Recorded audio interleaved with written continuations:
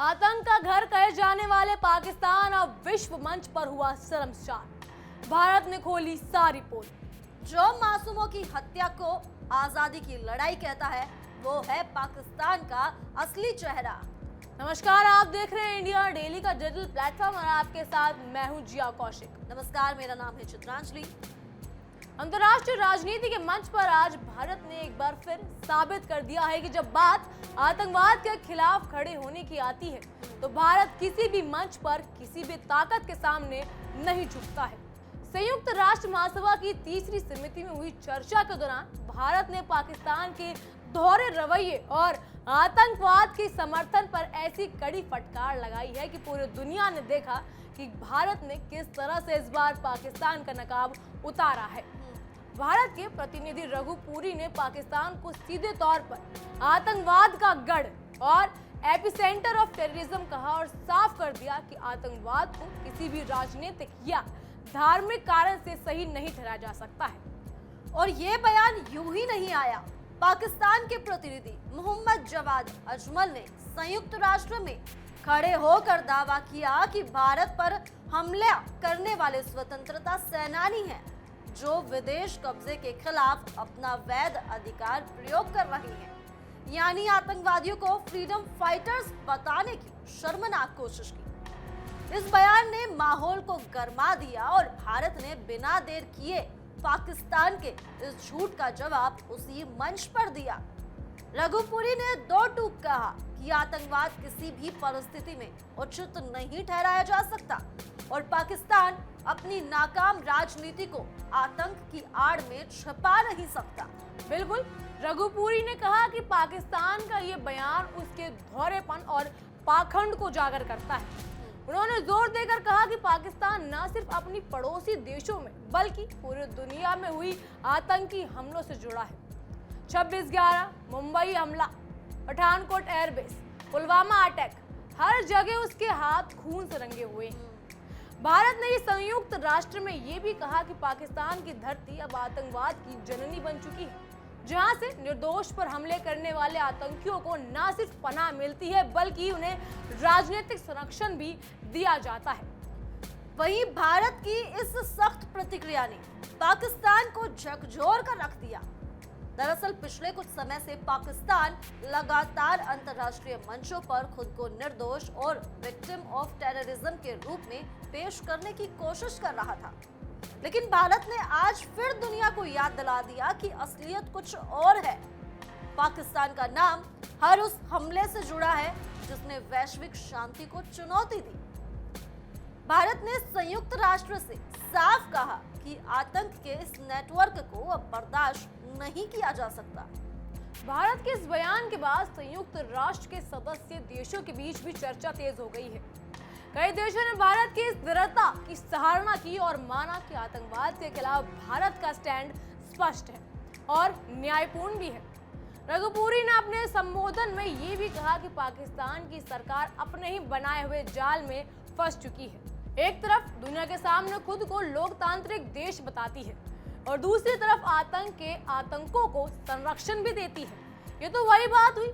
अभी पाकिस्तान कह रहा है कि हम आतंक को पनाह नहीं देना चाहते और हम अफगान से बचना चाहते हैं। दूसरी तरफ पाकिस्तान ही भारत पर हमले करता है। भारत के खिलाफ सीज फायर को पाकिस्तान ने तोड़ा और अफगान के टाइम पे पाकिस्तान कह रहा है कि हमें सीज फायर देनी चाहिए। ये दोहरापन कब तक चलेगा पाकिस्तान का?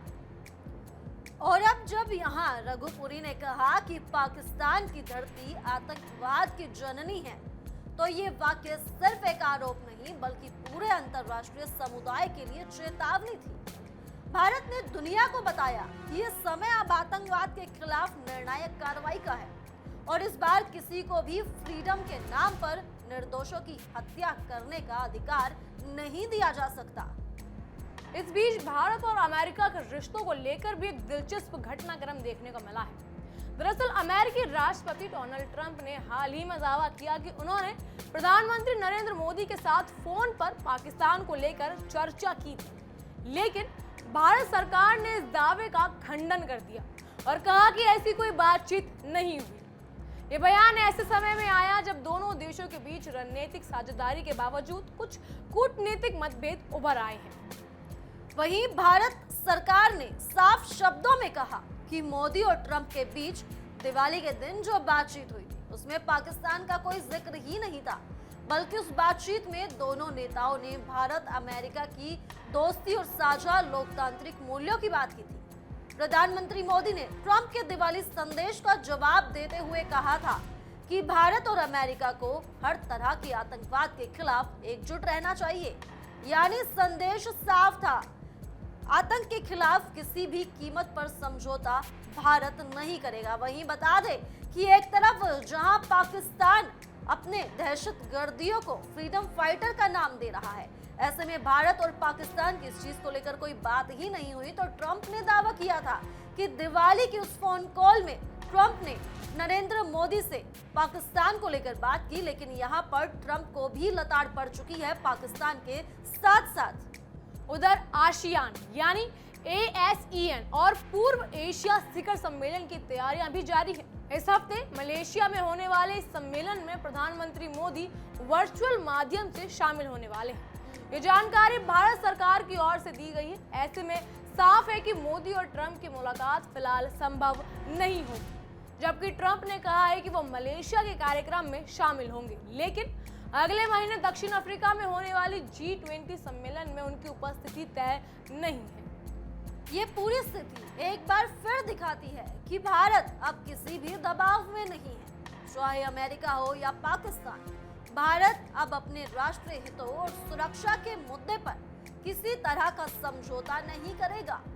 मोदी सरकार ने लगातार इस बात को स्पष्ट किया है कि आतंकवाद और सीमा पार हिंसा पर भारत का रुख सख्त और अडिग ही रहेगा।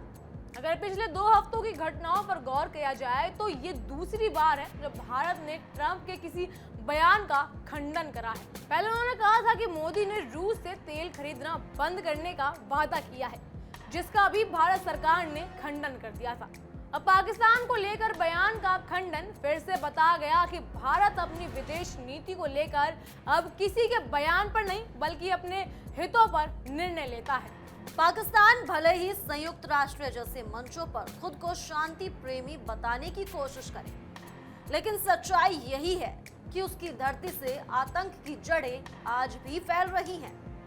भारत ने एक बार फिर इस बात को साबित किया कि आतंक और शांति एक साथ नहीं चल सकती, और जब तक पाकिस्तान अपनी नीति नहीं बदलेगा तब तक वो दुनिया की नजरों में एपिसेंटर ऑफ टेररिज्म ही कहलाएगा। अब सवाल ये है कि पाकिस्तान इस कड़ी फटकार के बाद क्या जवाब देता है। जवाब देने लायक वो वैसे भी नहीं बचा है, लेकिन उसकी नापाक हरकतें उसे बार बार सवाल के कटघरे में खड़ा करती है। क्या फिर से झूठ का सहारा लेना पड़ेगा पाकिस्तान को? क्या इस बार सच का सामना कर पाएगा ये देश? फिलहाल इतना तो तय है कि भारत ने संयुक्त राष्ट्र में जिस स्पष्टता और दृढ़ता से अपनी बात रखी है, उसने सिर्फ पाकिस्तान को नहीं बल्कि पूरी दुनिया के सामने एक बार फिर संदेश दे दिया है कि भारत आतंक के खिलाफ है और रहेगा। फिलहाल के लिए इस खबर में सिर्फ इतना ही, लेकिन भारत पाकिस्तान से जुड़ी तमाम बड़ी खबरों के लिए जुड़े रहिए इंडिया डेली के डिजिटल प्लेटफॉर्म के साथ, और साथ ही देखते रहिए हमारी खास पेशकश तहकीकात हर खबर की तह तक।